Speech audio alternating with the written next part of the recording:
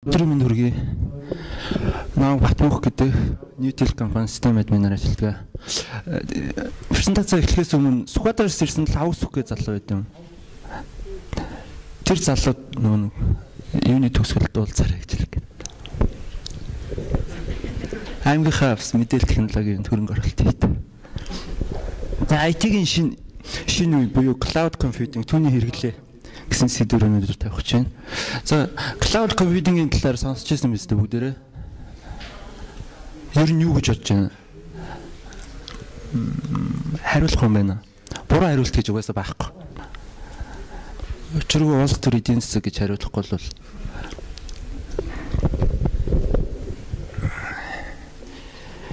за өнөөдрийн энэ илтгэл тавихаас өмнө яг үндсэн хоёр зорилготой ирж оролцож байгаа жишээ нь нэгдүгээрт нөгөө ерөнхийдөө төрийн байгууллагын IT-ийн мэдээлэл технологийн ажилтнуудад коммуникацтэй харилцаа холбоогоо сайжруулахтай хамтдаа өгч жишээ нь манай компани дээр хэрэгжсэн байгаа энэ шинэ систем юмнуудыг та нар хэрэгжүүлээг үл жишээ нь хамтдаа биднээс суралцаж хэрэгжүүлэх боломжтой ч юм уу та нарын шинэ хэрэгжүүлсэн юмыг бид нар өөрсдөө авч хэрэгжүүлэх ч юм уу тиймэрхүү харилцаа холбогдсон штэ тэрэнд нөгөө нэг шинэ одоо жишээ нь админууд инженерүүд хоорондоо нөгөө холбоогүй улмаас нэгнийхээ мэддэг юмыг нөгөөх нь мэдэхгүй болохоор байнга ухаал тэрэн дээрээ цаг алдаад идэв штэ. Тиймэрхүү цаг маг алдахгүй үднээс жишээ нь миний мэдж байгаа юмыг чи шууд асуугаад надаас асуугаад мэддэг болоод өөрийнхөө компанид хэрэгжүүлвэл жишээ нь хугацаа алдахгүй байх жишээтэй ч юм уу те. Иймэрхүү боломжтой. Хоёрдугаар толгонгод ерөнхийдөө тухайн систем ямар нэгэн шинэ систем, шинэ технологийн талаар хангалттай хэмжээнд манай улсад ерөнхийдөө хэрэглэхгүй байх шиг байна л да. Тэр талаар одоо онлайн community conference webcast-уудад оролцоо тухайн системүүдийг сайн судлах модлоход хамтарч оролцох зорилготой гэх юм уу да. Тэгэхгүй л нөгөө нэг жишээлбэл интернет өнөөдөр нээлттэй хэдийгээр нээлттэй гэдэг байгаа боловч хангалттай хэмжээнд нээлттэй биш байгаа шүү дээ тийм. Microsoft-ийн жишээ нь ямар шинэ технологи юу эргэлж байна, яаж юуж гэнэ гэдгээ бид нарт ерөнхийдөө яг эцсийн нөгөө эрлээс нь гарсны дараа л тийм бүтээгдэхүүн бэлэн боллоо гэж байгаа болохоос яг тэрнээс өмнө бид нарт ямар ч мэдээлэл өгдөггүй шүү дээ тийм. Тэр талаар шинэ технологи юу судалж байгаа, яаж байгаа. Тэр шинэ технологиудыг судлах чинь хамгийн гол юмнууд чинь онлайн конференц, вебкаст тэгээд тухайн улсад болж янз бүрийн ивентүүд дээр мэдэх боломжтой байдаг аахгүй. Жишээ саяхан нэг жишээ ярил л да нөгөө 25-нд VMware онлайн Аз дээрх тийм онлайн тауризм болсон байхгүй. Тэн дээр жишээ нь та нар Монголыг сонирхооч, Монголд ирээч. Монгол VMware чи ашигладаг бид нар ашиглаад байгаа. Тэгээ та нар ирж энэ туршлагаасаа хуваалцаач гэсэн аахгүй. Тэгэхэнгүүт танай чухам хэдэн хүн ашигладаг юм бэ? Танай community чи сард хэдэн удаа авралддаг юм бэ? Юуны талаар ярилцдаг юм бэ? Ямар юм шийдэж чадахгүй байгаа юм бэ? Гэдэг баахан хариултууд хэлдэг аахгүй. Тэнгүүд өөдөөс нь хариулт хэлээнгүүд одоо надаас би ганцаар ярилж байгаа гэдэг юм баг нэг тиймэрхүү мэдээлэл болчиход байгаа аахгүй.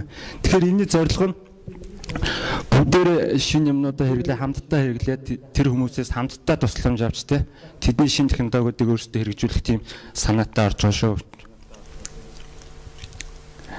За IT-ийн шинэ үеийн cloud computing түүний хэрэглээ.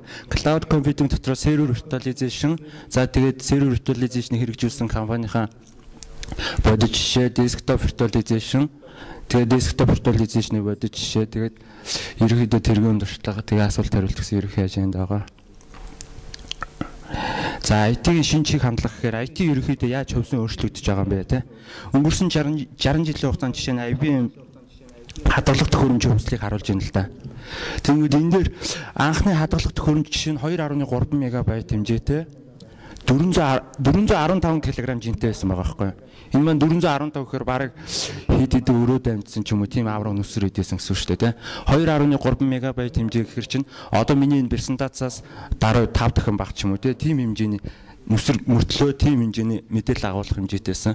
Гэтэл өнөөдөр дунджаар хадгалах төхөөрөмжийн хэмжээ маань 4 терабайт буюу анх үүсчихснээс бараг 2 сая дахин томорсон байгаа байхгүй. Гэтэл хэмжээний хувьд 5.7 кг болж жижигэрсэн баг жишээтэй. За энэ хадгалах төхөөрөмжийн хувьд жишээ нь онцолж байна л да. Энэ маань 2020 он гэхэд яаж хөвсөн өөрчлөгдөх юм бэ те? Бид нар энийг 2020 он гэхэд яаж ашиглаж авах юм бэ гэсэн асуудал гарч ирж байгаа. Жишээ нь хамгийн сүүлийн судалгаагаар IDC-ийн нөгөө 2015-аас 16 онд хадгалах төхөөрөмжийн дундаж хэмжээ бол 30-аас 60 терабайт болгогдсон байсан. Тэгэхээр энийгээ дагаад бидний персонал компьютер ч юм уу те? Персонал компьютер ч өнөөдөр дунджаар терабайттай ноутбук зөндөө байгаа шүү дээ те. Энэ маань магадгүй цаашдаа ирээдүйдээ 30 50 60 болно гэсэн үг байхгүй. За тэгээд хоёрдугаар толонгууд өнөөдөр хэрэглэгчид ерөнхийдөө програм суулгаж ашигладаг байдлаас ерөнхийдөө татгалзаж байна. Энэ яагаад вэ гэхээр cloud нэгдүгээр cloud based application ашиглахыг хүсэж байна. Хоёрдугаар мобайл болон таблет дээр зориулсан програмууд ашиглаж байна тийм. Одоо жишээлбэл Microsoft-ийн Office гэдэг програмыг хүмүүс татаж аваад суулгаад тэгж ашиглахаа ерөөхдөө болж байна гэсэн үг байхгүй. Тэрнээс татгалзаа жишээ нь Microsoft ч гэсэн тэрийг дагж хүмүүсийн тэр хэрэглэн дээр тулгуурлаад Microsoft 2010 дээр жишээ нь веб хувилбараа гаргаад ирсэн байгаа шүү дээ тийм. Хэрэглэгч зөвхөн Microsoft-ийн Office-ыг ашиглахын тулд Office гэдэг бүхэл бүтэн програмыг худалдаж авах шаардлага гардаг байхгүй. Тэр Office маань жишээ нь өөрөө тодорхой хэмжээний үнэтэй байгаа шүү дээ тийм. Office-ийн Word-ыг ашиглахад ч юм уу тийм. Тэгэхгүйгээр зөвхөн нөө веб хувилбар дээр нь өөрийнхөө зөвхөн ашиглахыг хүсэн PowerPoint-ыг ашиглах бол PowerPoint-ыг ашиглаад тэрэндээ зориулаад мөнгө төлөх ч юм уу тиймэрхүү байдлаар ашиглах боломж бүрдэж байгаа байхгүй. За яг 2011 оны байдлаар бол одоо хэрэглэгчдийн хувьд 50-аас доош орсон байгаа байхгүй. Програм инсталлдах нөгөө сонирхол байхгүй хэрэглэгчд нь 50 өргөтэй үгүй те 2020 онд гэхэд жишээ нь энэ тоо 15% хүртэл багаснаа гэж байгаа. Тэгэхээр ерөнхийдөө дэлхийн нийтийн ерөөсөө хэрэглэгчд маань програм инсталлдаг гэдэг асуудал ерөөсөө ирээд байхгүй болно гэж ойлгож байна. Ерөөсөө л апмаркет те апмаркетуудаас програмуудаа зөвхөн сонгож авч өөрийнхөө хэрэглээгээр ашиглах тийм л чиг хандлага руу шилжиж байна гэж ойлгож байна. Яа энэ зөвлөгөө. За хэдэн тооцоо судалгаа юм л да. Америкийн нэгдсэн улсад жишээ 2011 оны байдлаар гэхэд 97 нийт хэрэглэгчдийн 97% те интернет ямар нэг юм ашиглахдаа 2 болон түүнээс дээш төхөөрөмж ашиглаж гэсэн тооцоо гарсан байна. 2015 он гэхэд жишээ мобайл маркетплейс дээр 38 биллион долларын одоо хөрөнгө оруулалт хийгдэн гэж ойлгож байна. 2010 онд жишээ нь таблет, смартфоны нийт борлуулалт PC-нээс анх удаа давсан үзүүлэлт гарсан гэх мэтчлэн энэ бүгдийг маань үзээд байхад ерөнхийдөө нэг л зүйл ажиглаж байгаа. Энэ маань PC маань уламжлалт PC гэдэг ойлголтноос хүмүүс татгалзаж байна. PC-нээс болоод шинэ ерөн үеийн пост PC гэж нэрлэдэг байгаа. Энэ маань ерөөсөө уламжлалт PC-нээс салаад ирээдүйн шинэ PC буюу таблет, смартфон, e-book reader гэх мэтчлэн ийм төхөөрөмжт рүү шилжихийн шилжилтийг пост PC гэж нэрлэдэг байгаа байхгүй. Тэнгүүд пост PC маань өөрөө юун дээр суурилж авч ийнэ гингүүд энэний үндэс маань cloud computing буюу virtualization гэж ярьж байгаа. Ирээдүйд бид нар уламжлалт PC ашиглахаа болоод пост PC гэдэг юм ашигладаг болох нь ойлгосон санаа.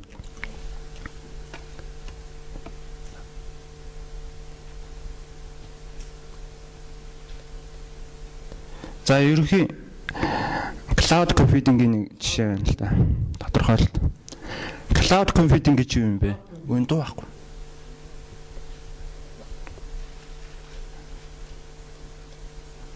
Дуу байхгүй тийм.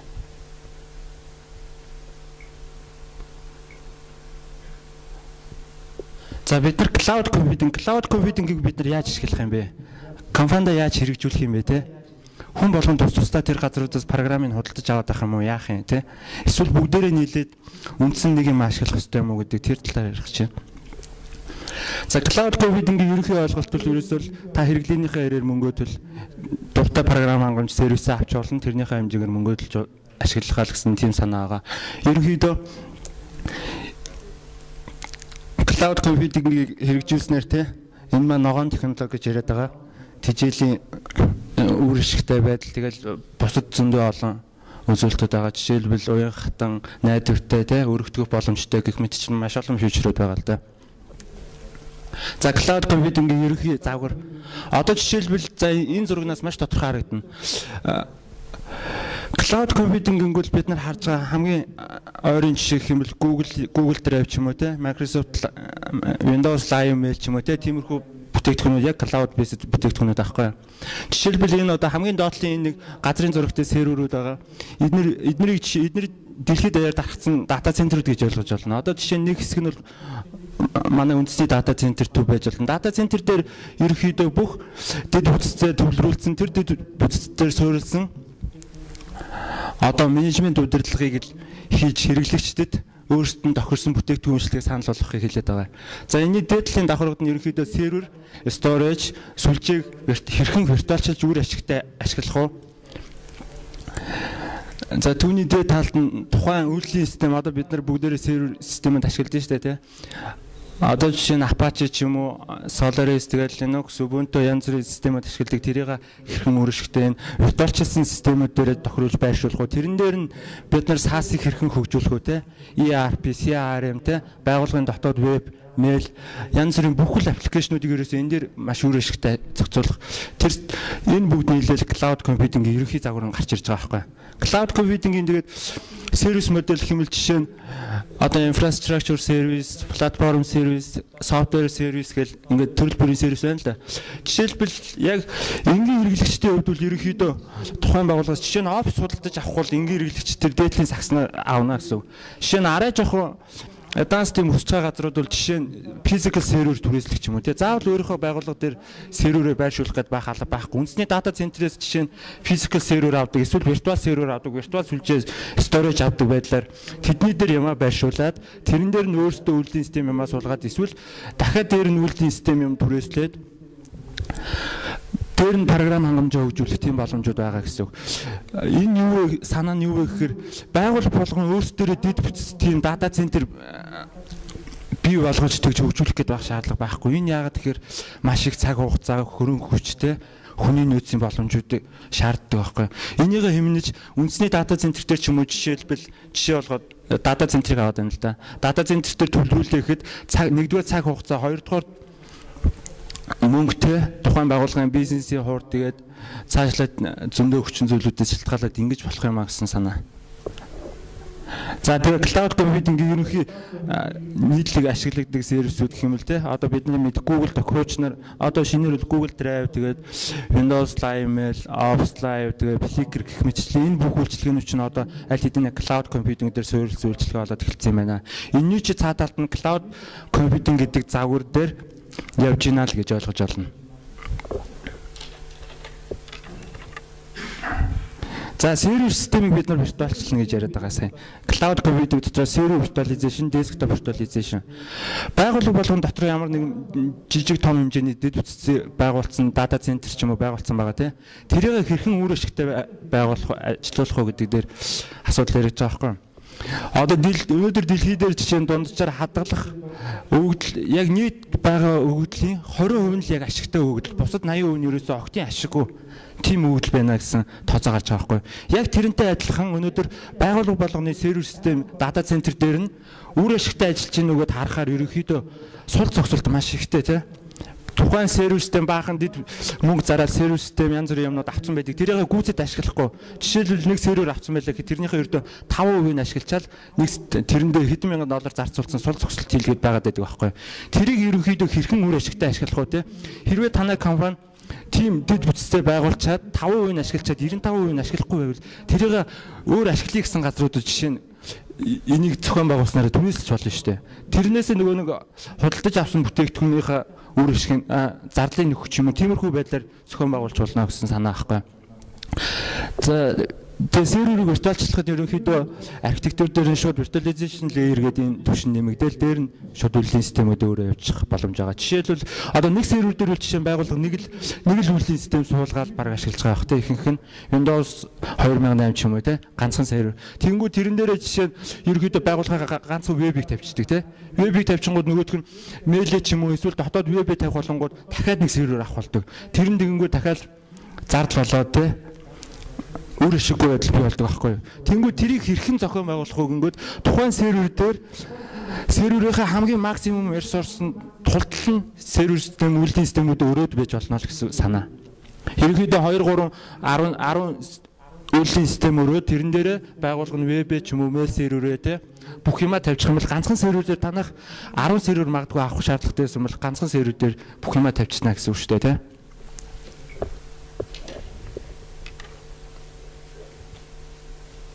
За тэгээд server virtualization ерөнхийдөө дэлхий дээр ноёлж байгаа 2-3 vendor байгаа. Microsoft, VMware, Citrix гэсэн 3. Энэ дээр одоо Microsoft болон VMware-ийг харьцуулсан ерөнхий график байна те. VMware болохоор ерөнхийдөө нэлээ түгээмэл хамгийн одоо number 1 гэх юм да. Тийм vendor байгаа. За одоо виртуалчилснаар ямар үр дүн гард юм бэ те? Түрүү би ярьсан. VMware-ийн virtualization-ыг ашигласнаар жишээ нь тухайн байгууллага 10 сервертэй байлаа гэхэд түүн дээр $40,000 жишээ нь зарж исэн байгаа байхгүй юу? Нэг серверийг дунджаар $4,000 авдаг ч юм уу те.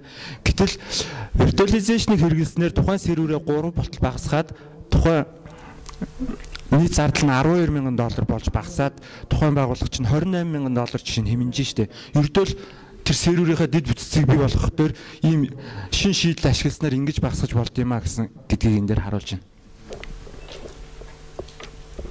За тэгээ хоёрдугаар долонгод байгууллага болгон чи тийм дэд бүтцтэй байгуулсан, тийм сервер систем, дата центрээ байгуулсан. Тэрэн дээр нөгөө тодорхой хүн хүчээ шаардна те. 2 3 5 10 админ инженерүүд ч юм ажилтдаг те.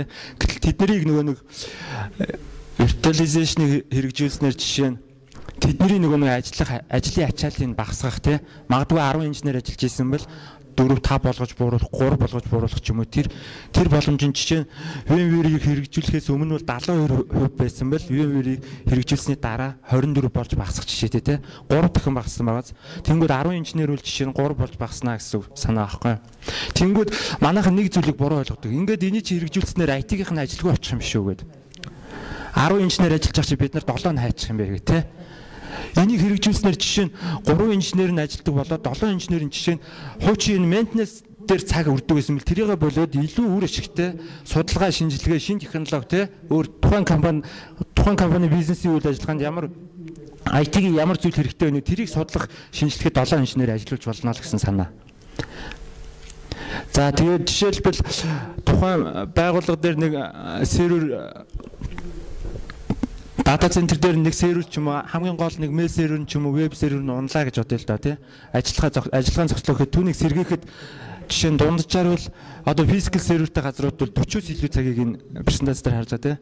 Зарцуулдаг байсан бол virtualization-ыг хэрэгжүүлснээр жишээ нь 4 цагийн дотор энийг сэргээж боломжтой байгаа байхгүй юу? Бараг 10 дахин бага цаг зарцуулна гэсэн санаа.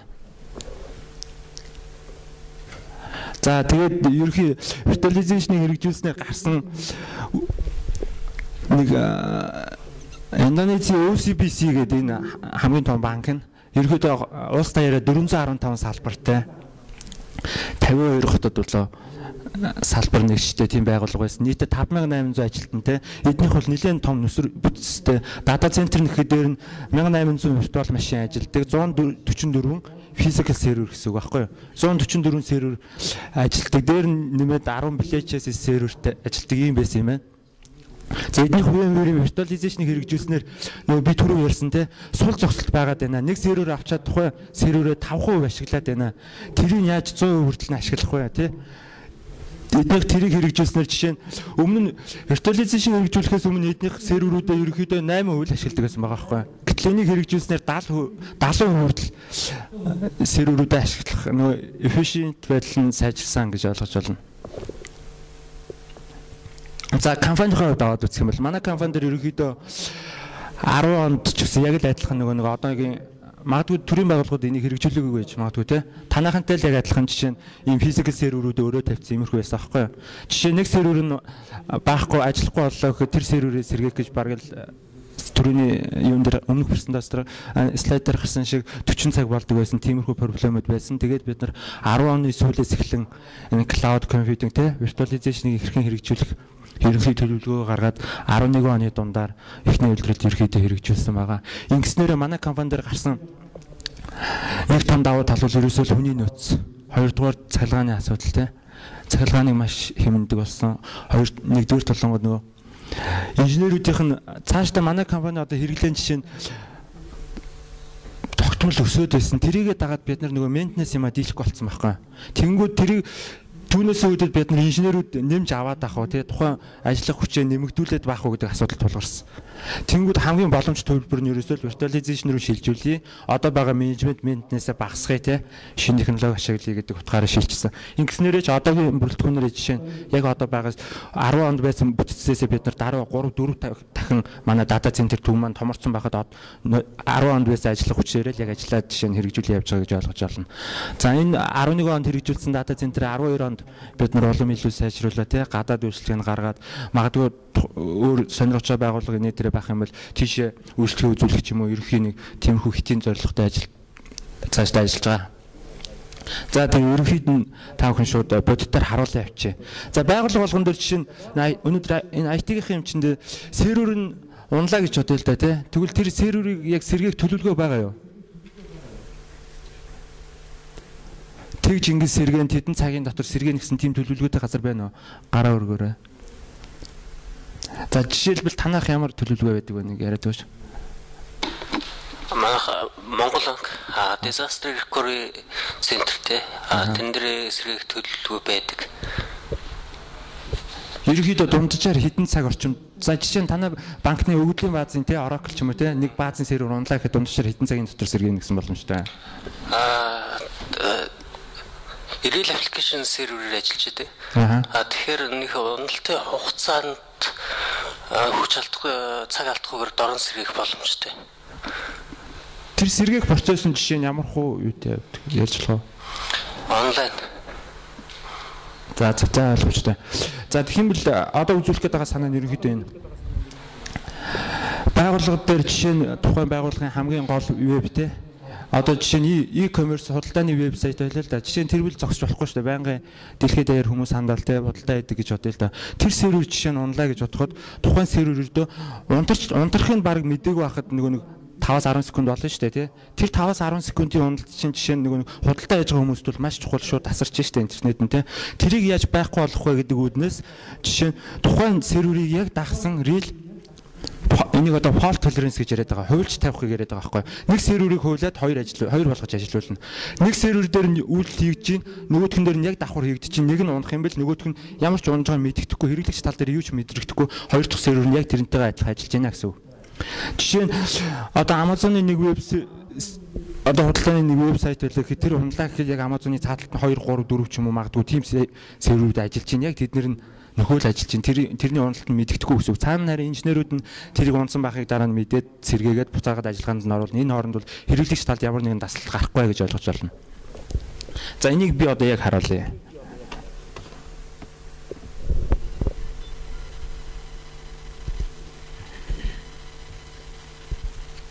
За жишээ нь би энэ дээр нэг юу ачил да. Нэг видео файл ажиллавч.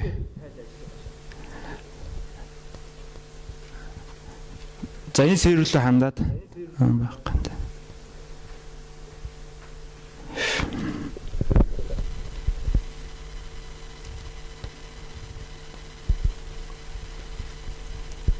За би энэ сая харсан уу те? Энэ харагч байна. За 9203 гээд энэ сервер дээр турших гэж байна. За энэ сервер дээр би шеэрээр хандангуудаа би энэ сервер дээр байгаа видео файлыг би ажилуулчих. Тэр видео файлыг ажилуулангуудаа би энэ серверийг шууд унтраа. Тэнгүүд видео файл нь тасрах ёстой шүү дээ тий. Тасрахгүйгээр хоёр дахь сервер дээр шууд аваад ажиллах ёстой байхгүй юу? Хоёр дахь сервер нь шууд рeel ажилуулна гэсэн. За гэхдээ би энийг туршиж үзээгүй шууд ирсэн энэ даахуудаага турших гэж. Зүгээр нөө видео тоглуулж үзээгүй. За энийг ингээд тоглуулчих. За ингэж тоглож байгаа явцдаа саяны серверийг та нар хаарсан тий.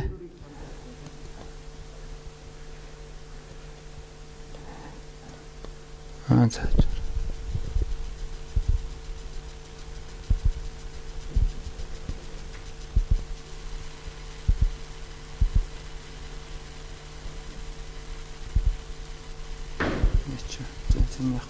За энэ дээрс ажиллавч.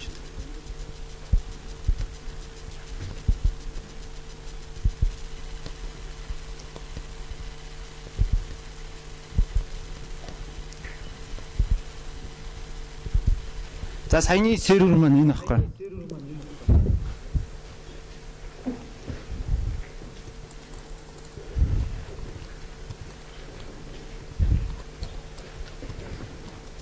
За За харсан тий 9203 гэдэг энэ сервер байгаа харж байна уу? Энд дээр шууд ойлгомжгүй юм байвал шууд асуугаад явж болно шүү. За 9203 гэдэг энэ серверлүүд би ажиллаад видео файл ажиллуулсан байгаа тий. За видео файл маань энд явж байгаа тий. За энэ 9203 гэдэг сервер маань дата центр дээр болохоор энэ сервер байрлаж байгаа энэ VM1 гэдэг. Энэ сервер маань болохоор доор хардвер сервер нь болохоор энэ 9213 гэдэг энэ сервер байгаа. Энэ сервер дээр энэ VM1 ашиглаж байна тий. За энэ сервер дээрээс би саяны видео файлаа ажиллуулсан. Энэ серверийг дагж ажиллах хоёр дахь сервер нь болохоор энэ 909 дээр VM secondary гэдэг энэ ажиллаж байгаа. За тэнгүүд саяны VM1 гэдэг сервер маань одоо би унтраах гэдэг энэ шууд гараар унтраах чинь. Унтраангууд VM1 secondary гэдэг маань авч ажиллах хэрэгтэй. Шууд энийг орлоод ажиллах хэрэгтэй гэсэн. Ингээд ажиллангууд саяны тоглож байгаа видео файл ямар нэгэн байдлаар тасрахгүй шууд явж явах хэрэгтэй тий. Үндсэн сервер нь унтарсан ч гэсэн энэ маань явж явах хэрэгтэй гэсэн. За тэхийн тулд би эхлээд пингдээд бас орхиж давхар. Түрүүний нөгөө биск серверүүд нь унтарч нь унтрахгүй нөө гэдгийг би харах гээд байна. 213. За 213 гэдэг одоо миний унтрах сервер нөхгүй. За 213 гэдэг энийг яатсан. Хоёлаа виртуал машинаар байгаа шүү, тий. Тий, виртуал машин. Одоо тэгээд нэг сервер дээр байгаа юу энэ хоёр чинь? Үгүй хоёр сервер дээр гэсэн үг байхгүй. Тусдаа сервер гэсэн үг. Тусдаа сервер. За одоо би харуулъя. 192. За энэ маань хоёр нөгөө одоо энэ 909 гэж байна шүү дээ, тий. 909 гэдэг маань болохоор нөгөө secondary VM гэдэг нь ажиллаж байгаа сервер. Харин 9213 гэдэг маань болохоор анхны нөгөө виртуал машин ажиллаж байгаа сервер байхгүй. За үндсэн манай өөрөө чи виртуал машины маань IP нь болохоор түр ширээр хандхад харсан тий 192 цэг 168 цэг 9 203 гэж сервер байгаа. За би одоо энэ виртуал машиныг одоо энийг унтраа. Тэгэнгүүт 9-ийн тэр 213 гэдэг маань унтрах шүү дээ тий анхны байрлаж байгаа энэ хамгийн дээдлэх унтрах хэрэгтэй гэсэн. Тэгэнгүүт 909 дээрээс аваад ажиллах хэрэгтэй. За би энийг унтраалаа. 213-ыг би шууд унтраалаа. За унтраахаас өмнө би юу яач? Энийг нэг харуулчих. За одоо энэний даталж 9213 гэсэн байгааз. Харагч нь уу? 9213 гэдэг энэ датал энэ дээр 9213 гэж байна. За энэ 9213 би 909 дээрээс нь болохоор secondary-г нь бас нийч. За энэ маань 909. За энэ хоёр консоль хоёулаа ялгаатай байгаа шүү. 909, 9213 гэж байгаа. За одоо 9213 би унтраагаад саяны тэр 909, 9213-ыг сайн ажиллаж байгаа. За ребут хийчих юм нэлээ удаас тэгвэл шууд унтраачвал дахиж хэрэг болно. За 213-ыг унтраалаа. За одоо пингүүдээ хараад нөгөө видеого харъя.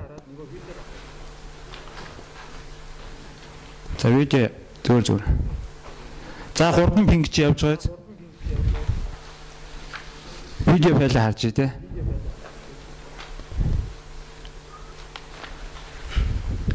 За эндээс одоо тасраад эхэлсэн байх хэрэгтэй. 213. За 213 эхнийх унтарсан уу тий? Одоо эхнээс унтраад эхэлж байгаа. Гэтэл 9203 гэдэг маань явж байгааз харж байна. Энэ байрлаж исэн сервер маань унтарсан ч гэсэн дээр нь байгаа виртуал машин маань 9203 гэж байгаа байхгүй. Энэ маань ямар ч тасалдалгүй зүгээр явж байгааз. Гэтэл видео маань яаж гинэ вэ? Эхний сервер маань унтарсан явж гинэ үү? За явж байгаа. Одоо тэгэнгүүт буцаад нөгөө консоль дээр очие. Консоль дээр очингууд за 909 гэж юм те. Түрүүнийх чинь. За нөгөө 9213 гэдгийг харъя. Энэ консоль дээр энэ хоёр маань хоёулаа 909 рүүгээ шилжиж өгсөн гэсэн. За ерөнхийдөө л энэ санааны энэ. За эхний сервер ингээ унтарсан. Эхний сервер айл хэдийн унтарсан. Гэвч дээр нь ажиллаж байгаа сервер маань ажилласан болохоор виртуал машин унтарсан байж тээ. Сервер нь унтарсан уу? Хардвер серверийг унтрааж байгаа. Энэ сервер нь унтрааж. Дээрээс сервер дээр дахиад өөр виртуал машин байгаад байгаа юм шиг үгүй юу? Тэрийг энэ пинг явж байгааг гэсэн үгүй юу? Тий харин шүү дээ. Би болохоор ингэж нэг сервер дээр хоёр виртуал ажиллаж байгаа юм байна. Тэгээд нэг нь унтраахаар нөгөө хоёр хардвер сервер дээр нэг виртуал машиныг хувилсан гэсэн үг. Хоёр гэсэн үг байхгүй юу? Тэгэхээр тэр гол нь чиний ярьж байгаа санаас яг гол нь чиний ярьж байгаа санаа болохоор нэг сервер дээр олон виртуал машин суулгах гээд байгаа өстэй тий. Тэгж ашиглах гээд байгаа өстэй. Тэр ашиглах чинь бол одоо энэ чинь болохоор disaster recovery ярьж байна. Би нөгөө нэг сервер жишээ нь унтарсан тохиолдолд яаж тэр серверийг нөхөн сэргээх үү те? Яаж тасралтгүй ажиллах вэ? Дараа нь яг хоёр олон сервер суулгах чинь угаасаа энэ харагдаж штэ те. Би энд харуулъя. Жишээ нь энэ 990 гээд энэ сервер штэ те. Энэ hardware сервер дээр жишээ нь 10 хэдэн энэ үйлдэл систем суулгацсан байна. Харж байна уу? Одоо Oracle гэдэг энэ жишээ нь байж гин, SharePoint гэдэг байж гин, Apache гэдэг байж гин те. Эдгээр чи эднийг яриад байгаа байхгүй юу? Энэ чинь hardware сервер дээр жишээ нь 10 үйлдлийн систем суулгаад байгууллага өөрөө эхнийх дээр нь веб тавиад, хоёр дахь дээр нь мэйл тавиад, гурав дахь дээр нь e-commerce судалгааныхаа вебсайтыг тавьдаг ч юм иймэрхүү байдлаар 10 өөр төрлөөр ашиглаж болно гэсэн санаа. Одоо манайханд бол physical server нь ерөөсөө ганцхныг тавиад тэрэн дээрээ ганц үйлдлийн систем суулгаад ганцхан зорилготой баг ашиглаж байгаа шүү дээ. Энэ үл тийм биш. Одоо энэ дээр яг ажиллаж байгаа нь болонгууд жишээ нь 6 сервер ажиллаж нийтдээ 13 үйлдлийн систем суудсан байна гэж ойлгож байна. Гэтэл энэний жишээ нь за ерөнхий ресурсыг харъя л да. 5-6 сервер ажиллуулчаад байхад энэний ресурс нь ямар байгаа юм бэ те? Гэтэл энэ ерөөсөө байхгүй байгааз. За хамгийн максимумд жишээ нь CPU нь 32% өрсөн байна шүү дээ. 6 сервер ажиллуулахад магадгүй 30% 6 сервер 30% байгаа юм чинь магадгүй 20 сервер ажиллуулахад зүгээр гэсэн үг шүү дээ. 3 дахь өсөхөд яах ч вэ гэсэн үг байхгүй юу? За түрүүний юу харцсан те ойлгомжтой юу? Энэ бол зогсохгүй байгааз. Нөгөө сервер нь бол асаагүй энд ингээ байхгүй болцсон. Эхнийх нь байхгүй болцсон иймэрхүү байгаа. За хоёр дахь жишээ презентац руу буцаад оръё. Саяны жишээг ойлгов уу? Энэ чинь нөгөө яг нөгөө critical systemтэй байгууллагуудад бол маш чухал гэсэн үг байхгүй юу? Энэ толгойн өвчин болж штэ. Жишээлбэл тухайн байгууллага чинь ерөөсө ганцхан серверээ авчдаг. Тэрийг хоёр сервер авах чадлагүй байлаа гэж бодгоо. Ганцхан сервер авчлаа тий. Тэр серверийн ганцхан нэг өдөр хард нэвтрүүл яах юм? Тий.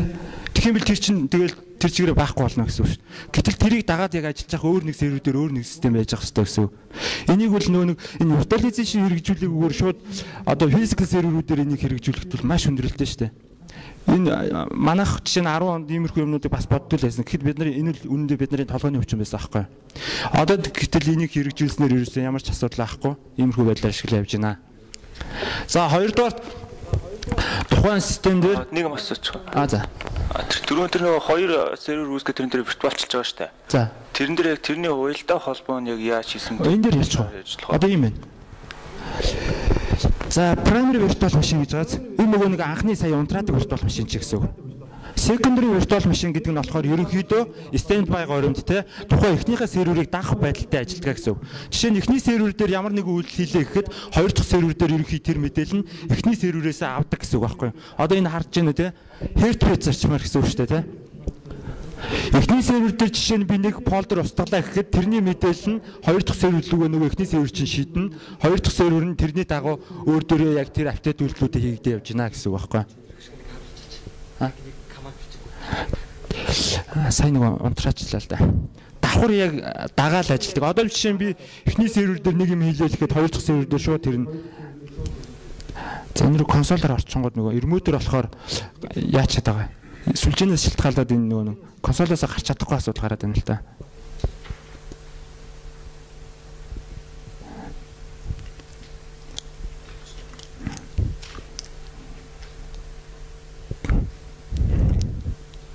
Ойлгосноо те. Энэ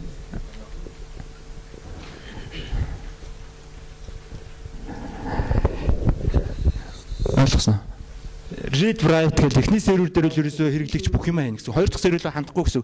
Эхний сервер нэгдүгээр сервер ажиллаж байгаа үед бол хоёр дахь сервер ямар ч хэрэггүй. Зүгээр л тэрэн дээр угаасаа үйлдэл хийх юу шаардлага байхгүй, боломж ч байхгүй гэсэн. Read горим гэсэн үг байхгүй юу? Хэрэглэгч л зөвхөн унших боломжтой тий. Техник сервер унлаа гэхэд хоёр дахь сервер тэрийг нөхөж ажиллаад тухайн акшнд нь серверийг үйлчлэгээ даслахгүй явуулах тийм л зорилготой гэсэн үг байхгүй юу? Тэгээ энэ хоёр маань өөрөө storage сервер дээрээс нэгдсэн нэг үйлдлийн системээ дуудаж нэг үйлдэлийг уншиж байна гэж ойлгож байна. Одоо дундаа shared storage дээрээс үйлдэл юуг авчихыг харж байна тий зурган дээрээс нь. За дараагийнх руу явах уу? За дараагийн нэг боломж нь болохоор Бид нар жишээ нь өнөөдөр байгууллагууд нэг серверээ тавьчаал тэрийг нөгөө нэг жишээ нь манай Монголын нөхцөлд гайгүй юм л та. Жишээ нь Amazon-ы хувьд аваад үзэхэд те өдөр жишээ нь хэдэн сая хүн ханддаг байж болоо л да тэр сервер рүү. Гэтэл тэр серверинд ачаалалд ороо те. Ачаалал дийлхэ байлаа. 2 сая хэрэглэгч хандахад гайгүй байлаа гэж бодоход 10 сая хэрэглэгч хандахад тэр сервер дийлэхгүй боллоо. Тэгэхээр тэрний ачааллыг яаж тэнцвэржүүлэх, яаж нэмэгдүүлэх те. Тэр чинь бас л инженерүүд болон систем админуудын бас нэг шийдэж чадахгүй асуудал байдаг аахгүй. Тэнгүү тэрийг хэрхэн нэмэгдүүлэх вэ гэхээр энэ дээр одоо virtualization-ыг хэрэгжүүлснээр жишээ нь hot plug одоо өргөдөх боломжтой гэсэн үг. Scalable гэх те. Тухайн сервер жишээ нь ажиллаж байгаад тэр серверийн ямар ч үйл ажиллагаанд нь ямар ч нөлөөгүйгээр тэр серверийн системийн ресурсыг 4, 5 магадгүй 10 дахин өсгөх боломжтой гэсэн үг аахгүй. За энийг шууд юугаар харуулчих те. Демогоор харуулчих.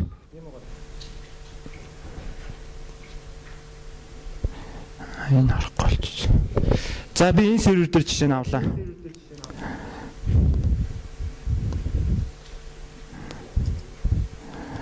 За би 9209 гээд энэ сервер дээр би харуулж үзүүлье. Энэ яг ажиллаж байхад нь энэний би юу унтраахгүйгээр жишээ нь яг хөө физикал сервертэй газрууд бол жишээ нь нэг боломж байна л да. Серверээ унтраагаа те задлаа дотор нь RAM шинээр авч нэмэх эсвэл CPU-г солих ч юм уу те эсвэл хардыг нэмэгдүүлэх тийм боломж яж болно те. Тэгэхээр чин тэр хооронд чинь нөгөө нэг тухайн сервертэй холбоотой үйл ажиллагаа чинь бүгд тасалдаа байхгүй болно гэсэн үг шүү дээ. Гэтэл энэ тохиолдолд бол жишээ нь ингэ нэгс үг байхгүй.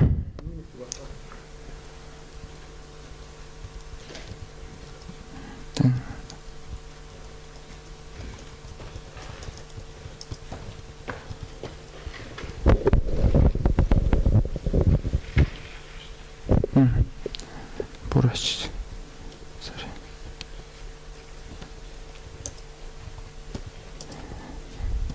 За би энэ дээр одоо харуулъя.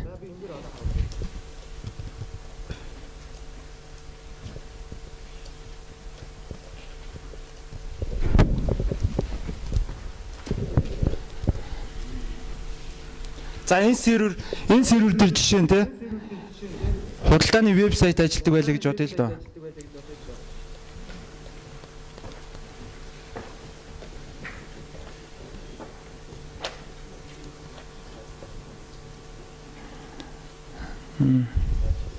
За нөгөө баахан дамжаад олон ремоут хийж байгаа. Одоо жишээ нь эндээс ихэд хандаж ерөөсөө 4-5 систем рүү давхар хандаж ийж ингэж та нарт үзүүлж байгаа.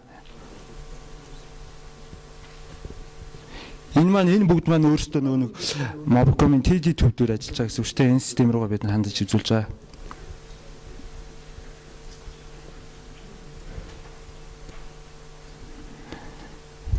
За энэ нөгөө юугаар харж чаддаг вэ?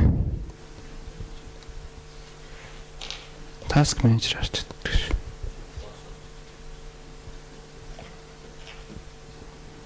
За одоо хараад ирлээ те. За энэ сервер жишээ нь энэ серверийг одоо харъя л да. Жишээ нь энэ сервер рүү жишээ нь 1000 хэрэглэгч ханддаг байлаа. Одоо жишээ нь CPU-г нь харж байна уу? Ерөнхийдөө дунджаар 85% ажиллаж байгаас. Энэ бол жишээ нь одоо нэг 1000 хэрэглэгч хандж илаа гэхэд 2000 хэрэглэгч хандах юм бол энэ сервер одоо 1500-аас хойш ч юм уу 500 хэрэглэгчд нь хариу өгч чадахгүй гэсэн үг байхгүй юу? Ерөнхий ресурс нь ердөө пул ашиглагдаад. За CPU-г нь харлаа 90%-тэй 80%-тэй. RAM нь болохоор 452 мега гэж байна те. RAM 450 энэ 512 RAM-тай тэгээд 450 тэгэхээр ерөнхийдөө бас нэг 80-90% ашиглаж байна гэж ойлгож байна. За би энийг хэрхэн өргөдөх вэ? 2000 хэрэглэгч хандахад жишээ нь би энэ ресурсыг 2 дахин нэмжүүл гайг бах те. Асуудалгүй. Тийм учраас за 2000 дахь хэрэглэгчийг хандуулахын тулд би энэ за саяны сервер маань энэ багхгүй. Энэ серверийг би за энэ 540 RAM-тай юм байна. За би энэний RAM-ыг би бүр 4 ГБ олгочих тий. Энийг би 8 дахин нэмэгдүүллээ. Тэнгүү жишээ 8000 хэрэглэгч хандахад одоо зүгээрээ гэсэн үг. За би CPU-г нь би жишээ нь за 2 дахин нэмэх үү? За 4 дахин нэмчихье. За RAM-ыг 8 дахин нэмсэн, CPU-г нь би 4 дахин нэмлээ. Хардын шаардлагатай бол би дахиад нэмж болно хард нь. За хард диск бол хадгалах байгууламж бол харьцангуй одоо бол том болсон болохоор ерөөсөө гайг байх гэж одоо авсангүй. За одоо CPU бол дүүрсэн өөр байна те. За Task Manager-ээр старт хийлээ. За харж гинөө. сая нэг байсан СПУ 4 болоод өөрчлөгдсөн байгааз. Ачаал нь 47-оор буурч ийн харж байна те.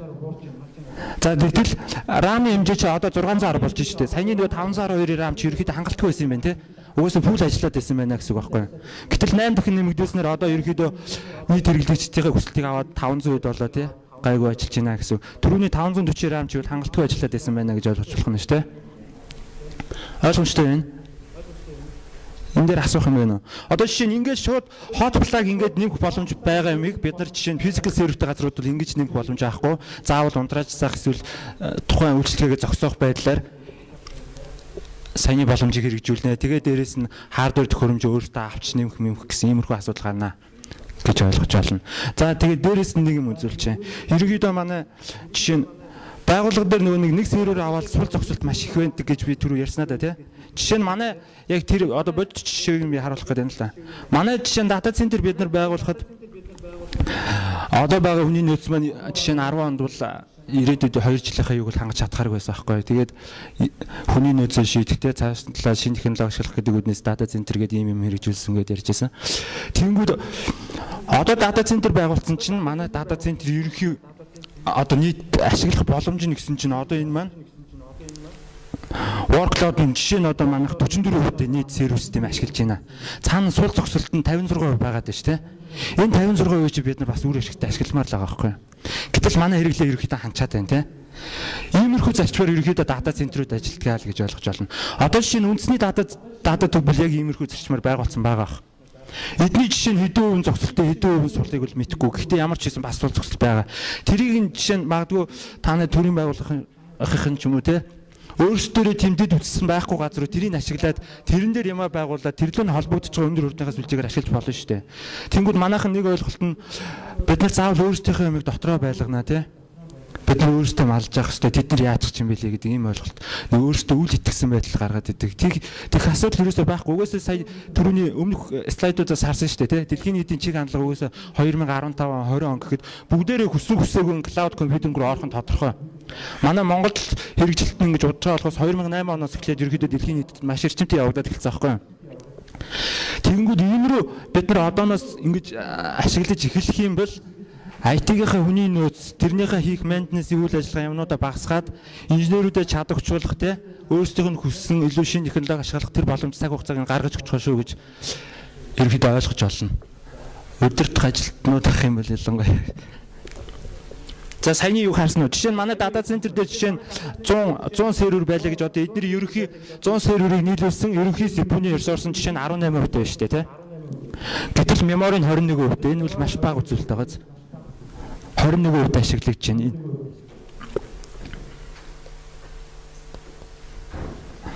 Бисээ юу н солиолцсон юм биш үү? Энэ 21% ерөнхийдөө 21% ашиглагдаж. За иймэрхүү байна да.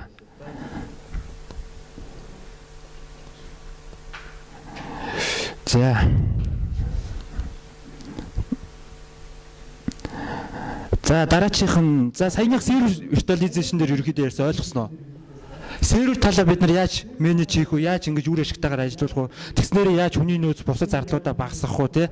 Яаж энэ уналт алдагдлаа сэргийлэх вэ? Бизнесийн үйл ажиллагаа яаж тасралтгүй явуулах вэ гэдэг тал дээр ярьлаа. Одоо тэгэнгүүт нь дараачих нь хэрэглэгч тал руу ярих чинь л те. Хэрэглэгч тал дээр бид нар ямар хүү үйл ажиллагаа явуулах вэ те? Өнөөдөр IT бол үйлчлэгээ болоод эхэлсэн гэдгийг бүгдээрээ мэдж байгаа шүү дээ те. IT as a service гэдэг нөгөө талаар IT маань автоматжуулалт те. Хүний гараар хийж байгаа механик үйл ажиллагааг автоматжуулах зорилготой.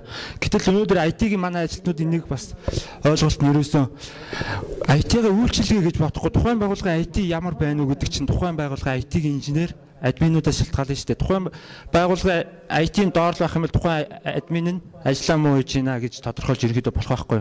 Тэр утгаараа хамгийн боломжтой үйлчилгээгээ хүргэхийн төлөө ажиллах ёстой л гэж. За десктоп виртуализашныг хэрэгжүүлснээр яах юм бэ? Нэгдүгürt одоо PC-нээс салаад байна гэдээ яриад байгаа тий. Энэ маань давхар явж байна. Одоо дурын төхөөрөмжнөөс тий хаанаас орон зай цаг хугацаа үйл харгалзаа хандаж тий ямаа их боломжтой. Жишээ нь танай байгууллагуудад жишээ нь яг гэрээсээ ч юм уу яг ажилтнууд нь хандаж ямаа хийдэг газрууд байна уу?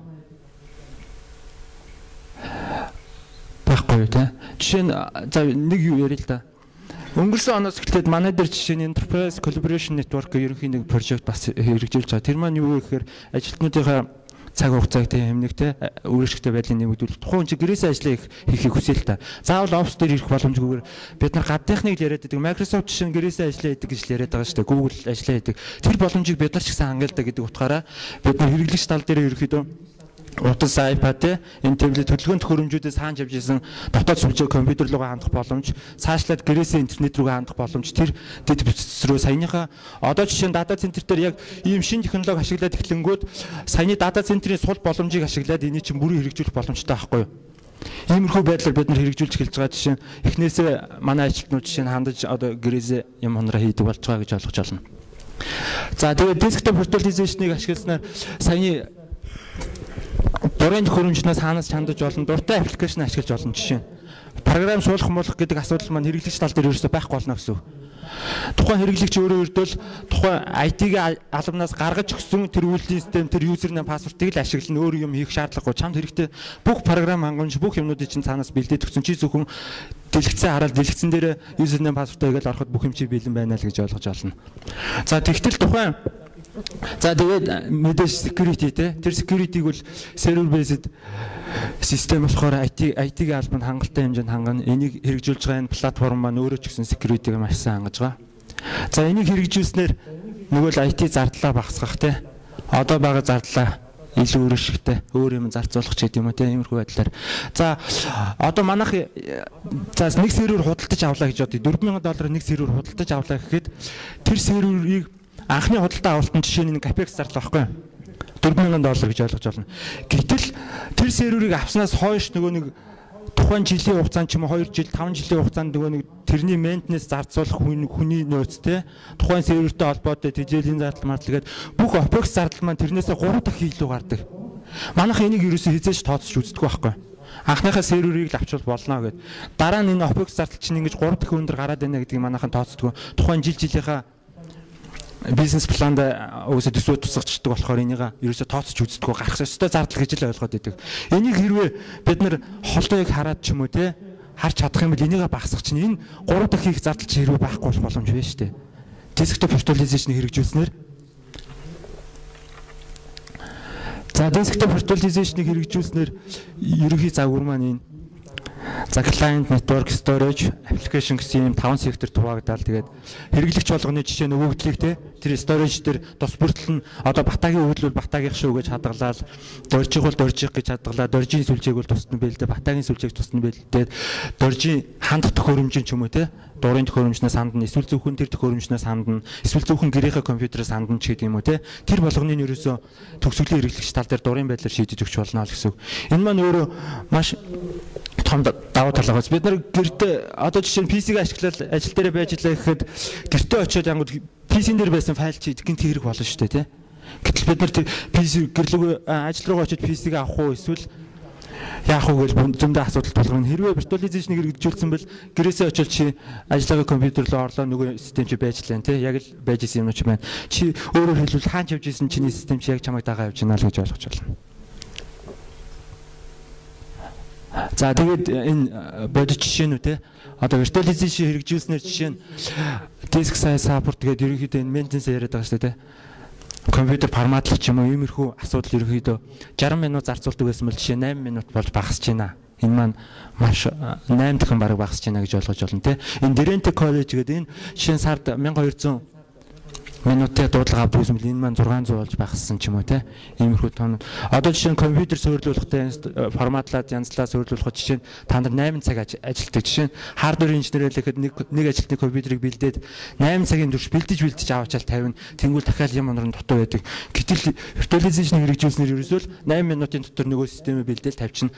Чи нөгөө хуучин юзерний пассвортоор ороорой. Бүх юм чи бэлэн байгаа шүү те. Тийм байдал руу шилжиж болно л гэж ойлгож байна. Энэ үл ерөөсөө гадныхан хэрэгжүүлсэн гэж манайхан ихэнхдээ боддог тий. Энэ бид нар ерөөсөө хэрэгжүүлэх боломжтой энэ ямар ч асуудал байхгүй. Гол нь манайхан судалгаа шинжилгээгээ хийгээд яг зориод ийм юм руу чиглээ фокуслаад ажиллах юм бол аль ч газар хэрэгжүүлэх боломжтой. Өөр ашигтай шийдэл гэдэг нь бол угаасаа тодорхой байгаа тий.